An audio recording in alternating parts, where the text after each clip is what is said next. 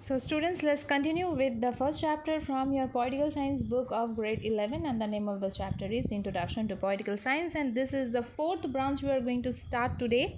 And the branch here is given in your page number A18, and the subtitle is Public Administration, Meaning and Scope.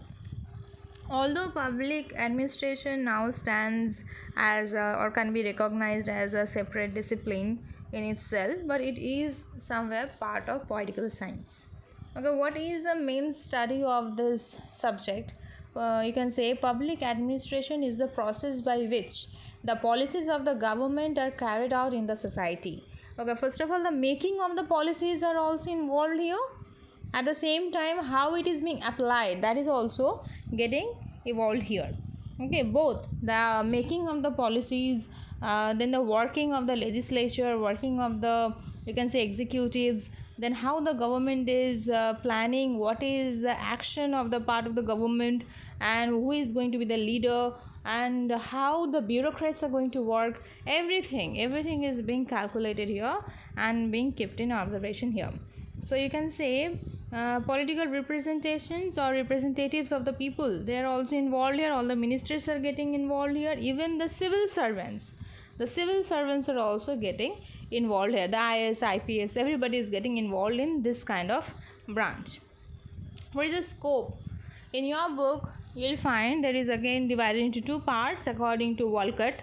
He has divided into two parts. One is the administrative theory and the other is the applied administration.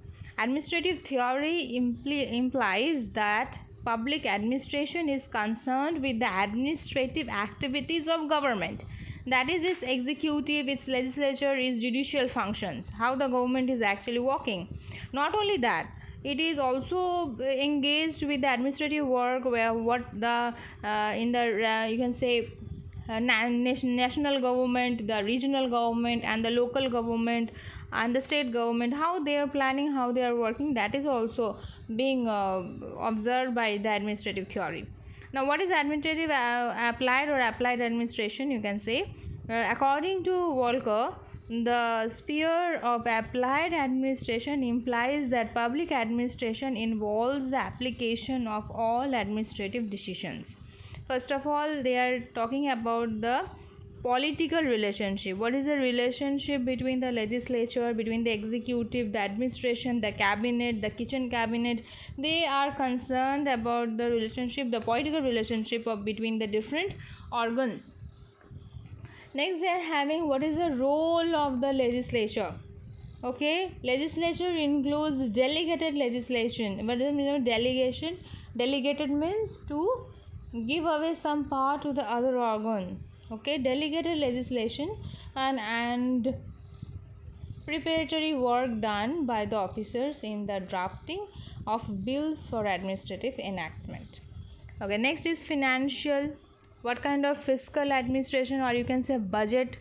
Okay, what in the executives take lot of effort to make the budget, that is also coming into consideration.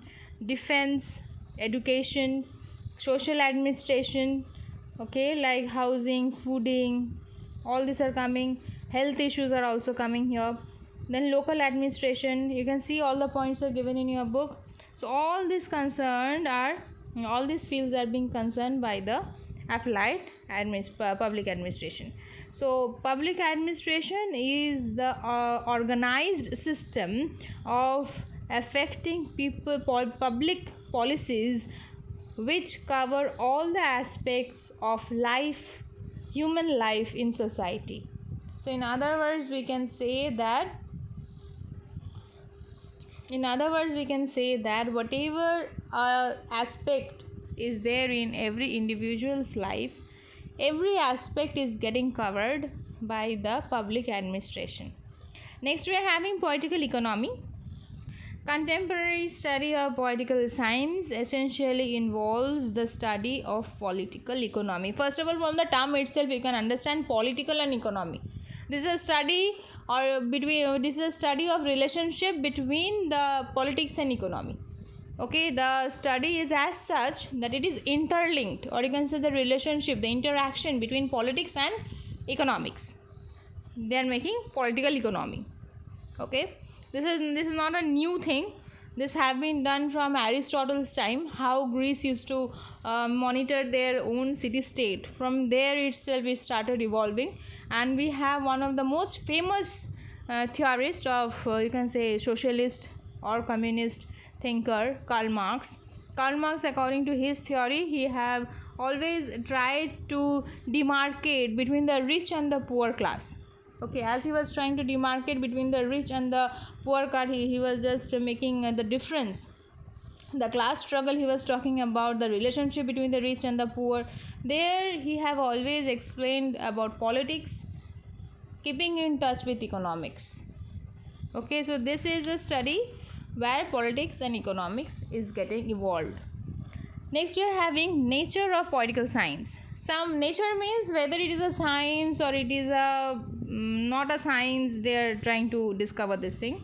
So the traditional viewers are saying political science is not a science. Okay, as the natural science like physics, chemistry, biology, like physics, chemistry is having so many theories.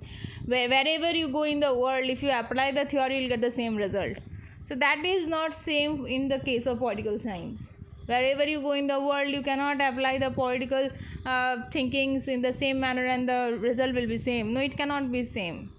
Okay, so they are saying that whatever is there in the natural science like physics, chemistry, the way they have applied their theories, if you are sitting in India, you'll get the same result. You go to America, you get the same result.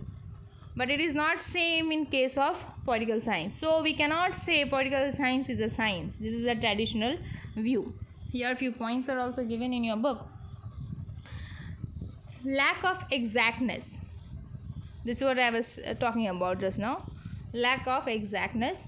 Lack of agreed principles in political science. All the political theories do not agree at the same point. Okay, some may have different kind of views. Maybe one theory is there but the views are different. Prediction making is not possible in politics. Okay, you cannot predict anything from before. Non operation of the law of cause and effect. You cannot say if such and such law will be applied, this is going to be the effect. The effect can be different according to the social need of that time. Okay, experiments are not possible in politics, political science. They are saying experiments are not at all possible. But the modern viewers are just giving us a different kind of scenario, and they are trying to say as political science is a science. And no matter, use of scientific method is also there. Political science is also nowadays using scientific method. What is the scientific method? They are also observing, they are also classifying, interpreting, or you can say analyzing. They are also using all the systematic methods which a science subject does. So it is a science.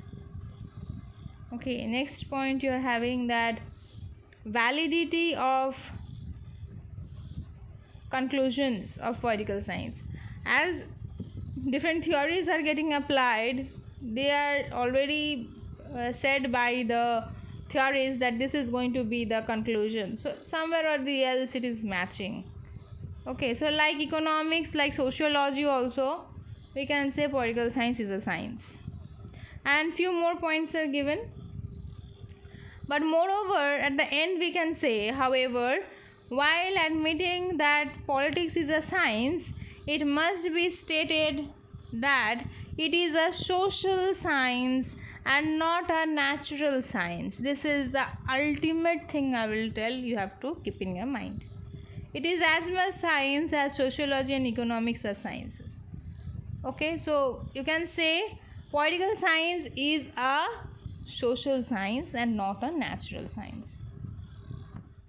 Hopefully you understood the chapter. Thank you.